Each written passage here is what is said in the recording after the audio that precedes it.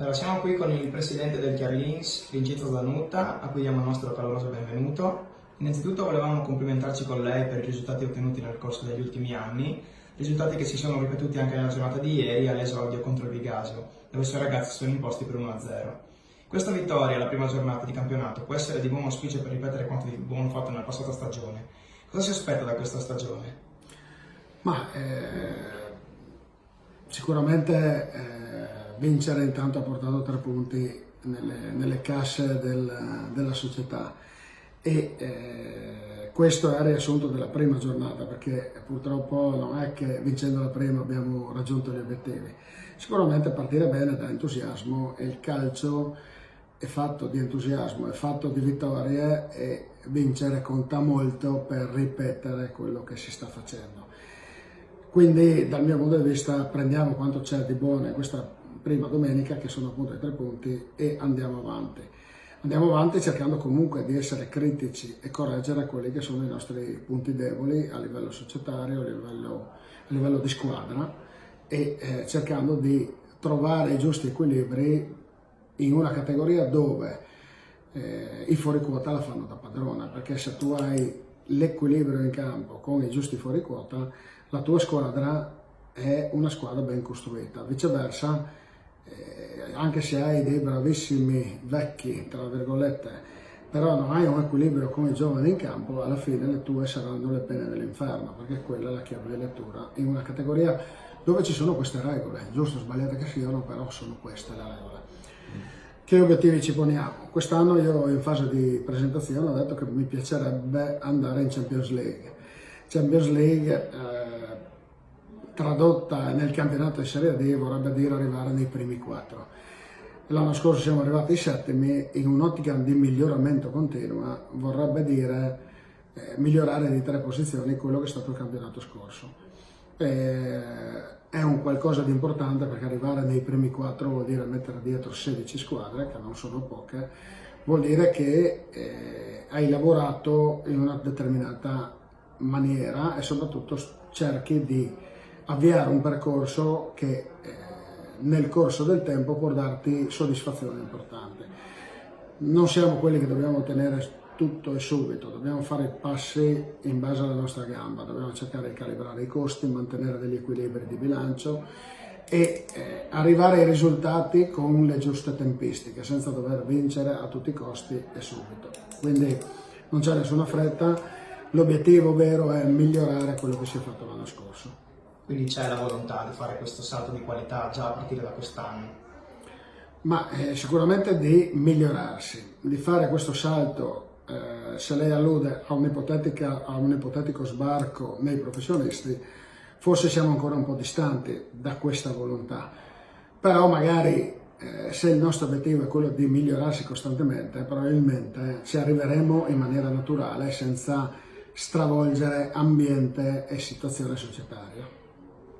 Ecco, lei ha detto piccoli passi, quei piccoli passi che avete già fatto in una certa misura, perché comunque già raggiungere la Serie D è stata l'ultima di tante imprese, dalle più piccole, quindi partendo dalla 3ª categoria fino ad arrivare a dove siete oggi. Ecco, io volevo chiedere quello che per lei è un po' il segreto di questo cammino che è cominciato con piccoli passi, ma che adesso è diventato una realtà molto importante a livello regionale. Sì, siamo partiti quasi per scherzo nel 2003, io stavo serenamente giocando negli amatori, avendo finito la mia carriera calcistica brillante di 3ª e 2ª categoria.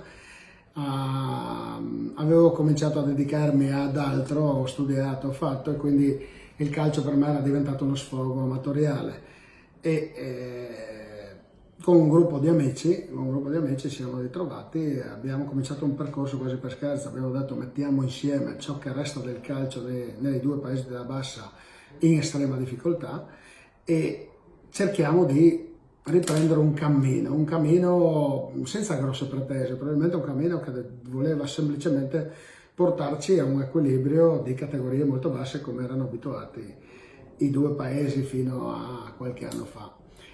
Nella morale abbiamo però inserito una mentalità che era appunto quella del continuo miglioramento. Se quest'anno io mi presento così come società e vedo delle società che si stanno comportando in maniera diversa, molto migliore di quella che è la mia, devo cercare di almeno ad arrivare a queste situazioni di presentabilità delle strutture, presentabilità della società e tutto quello che gli andava dentro. In quest'ottica di miglioramento, in quest'ottica di piccoli passi e di lavoro costante, abbiamo intrapreso un percorso di crescita costante e continua, e dalla terza siamo arrivati, come ha detto lei, alla Serie D, un percorso che ci ha visto mettere parecchio impegno, ci ha visto impegnarci su tutti i fronti, dalle strutture a livello societario alle squadre stesse, è un percorso che ci ha visto fare un cammino molto impattante, molto importante, e ci ha premiato, perché dopo bisogna essere anche fortunati nella vita. Certo è che il nostro concetto è stato continuo miglioramento e lavorare, perché ciò che paga è il lavoro. Ovviamente bisogna avere delle strategie e delle mire che bisogna darsi e che dopo bisogna perseguire col lavoro. Quindi non ci sono grossi segreti, c'è solo grande olio di gomito e un minimo di strategia con bilancistica soprattutto, perché alla fine bisogna sempre stare su parametri che ti permettono di sostenere. Noi abbiamo due paesi che non riescono sicuramente a sostenere con gli introiti degli incassi delle partite, dei chioschi e via dicendo, una Serie D. Quindi assolutamente bisognava trovare una sostenibilità esterna di sponsorizzazione che sostenesse questo percorso. Ecco quindi che però questa sostenibilità va creata attraverso le aziende, quindi crescita delle aziende, crescita eventuale del budget a disposizione tramite sponsorizzazioni e salita di categoria. Questo è il percorso seguito, via dicendo, in questi anni. E i numeri vi danno ragione fino a prova contraria. Sì, no, oggi come oggi effettivamente abbiamo fatto le nostre 5 categorie inferiori, adesso 3 anni che siamo in Serie D e dal mio punto di vista io ho soddisfazione quando parlo del Cervi Muzzane di un percorso importante, mantenendo quella che è la mia territorialità, che è fondamentale, perché si poteva fare calcio in 1000 società in difficoltà. Se pensiamo recentemente, la Triestina 5 anni fa viveva un momento di assoluto dramma e potevo anche cercare di andare a prendere una realtà che aveva struttura e tutto pronto. Dall'altro lato la Sacilese, altra società che ha vissuto un tracollo che poteva essere presa in pronta in Serie D senza fare tutta la trafila. Però un altro valore che ho sempre preservato e ho sempre perseguito è stata la mia territorialità, il mio luogo dove sono nato, dove sono partito e che ho sempre stimato, che ho sempre cercato di portare avanti. Io sono orgoglioso di essere la seconda realtà calcistica della provincia di Udine, dietro i Pozzo e l'Udinese che sono l'emblema calcistico di tutto il Friuli, che da 20 anni ci mantengono in Serie A. Quindi essere dietro lui per me è motivo di orgoglio, è motivo di territorialità viva e feroce. Ecco, riprendendo il discorso di Triestina, ma anche Pordenone appunto, essendo anche il Chialins una delle squadre più importanti del Friuli, della regione, come vede la crescita calcistica delle varie realtà a livello regionale? Ma hanno fatto tutti dei passi molto importanti, la Triestina si è ricalibrata, meriterebbe la Serie B perché ha strutture, territorio, fame di calcio territoriale e quindi ha assolutamente avrebbe tutte le carte in regola per poter andare a fare la Serie B anche la Triestina. Dall'altro lato abbiamo il Pordenone che sta ben figurando in una categoria che è molto importante, che è la Serie B, l'Udinese che si mantiene sicuramente da anni ormai in una Serie A. Abbiamo in una regione da 1,2 milioni di abitanti, abbiamo delle realtà che sono cresciute moltissimo. Me le spiego un po' sul fatto che ormai il calcio ha dei parametri calcistici che esulano dalla territorialità pura e cruda, no? Se Pozzo dovrebbe vivere solo con ciò che introita da ciò che gli dà il territorio, probabilmente faremo la Serie C. Idem Lovesa e Milanese dall'altra parte avrebbero difficoltà col puro sostentamento del territorio. Allora sicuramente queste persone, questi imprenditori hanno saputo cogliere delle opportunità che vanno oltre la pura territorialità, il puro incasso da ciò che è l'introito del territorio, e hanno saputo dare degli stimoli corretti per arrivare a far mantenere in Friuli delle strutture calcistiche di primo livello. Invece, tornando un attimo sul Chiarlins, sulle sue strutture, io volevo fare una domanda su quello che è il vostro settore giovanile, su cosa cambia dall'impostazione di un settore giovanile, di quelle che sono delle categorie dilettantistiche, a quella che comincia a diventare un bacino più importante come quello della Serie D. Allora, diciamo che a livello del settore giovanile non cambia niente, perché noi partecipiamo ai campionati regionali ancora, fino agli allievi. Cambia sicuramente la Juniores, che fa la Juniores nazionale, quindi segue il percorso della prima squadra e non quello territoriale. A livello territoriale è motivo d'orgoglio ciò che io ho investito nel settore giovanile, perché anche lì siamo partiti con una squadra dei primi calci nel 2003.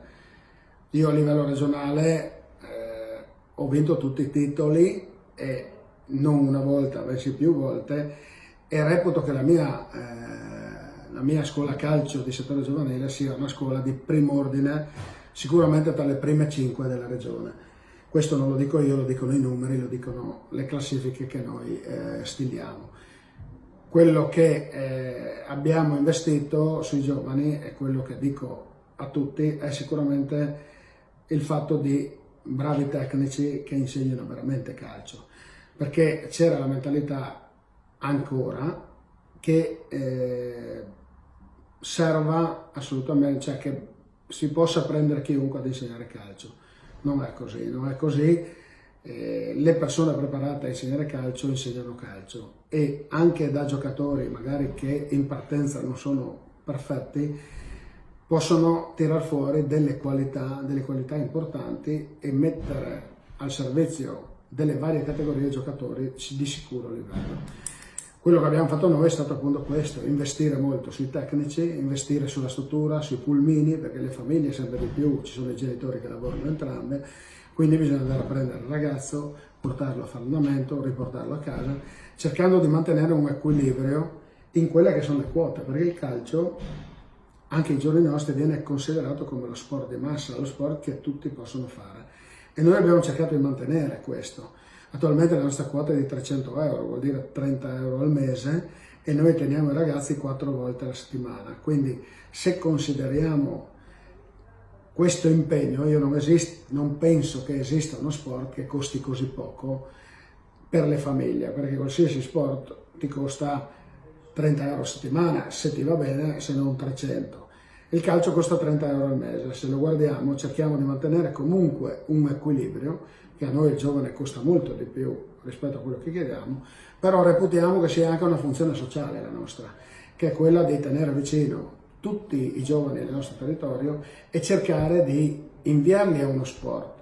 Dopodiché magari uno giocherà in Serie D e uno giocherà in seconda categoria, però noi cerchiamo di dare un input calcistico, oltre a insegnare i valori che sono propri degli sport di squadra, che è il rispetto reciproco, il rispetto dell'avversario e tutto quello che gli va dietro, che dal mio punto di vista su questo frangente è qualcosa di impattante nella cultura del territorio, perché è vero, lo sport individuale cura le proprie caratteristiche, impegna molto di più e via dicendo, però lo sport di squadra ti dà valori che se tu fai sport singolo non ti dà sicuramente quello sport.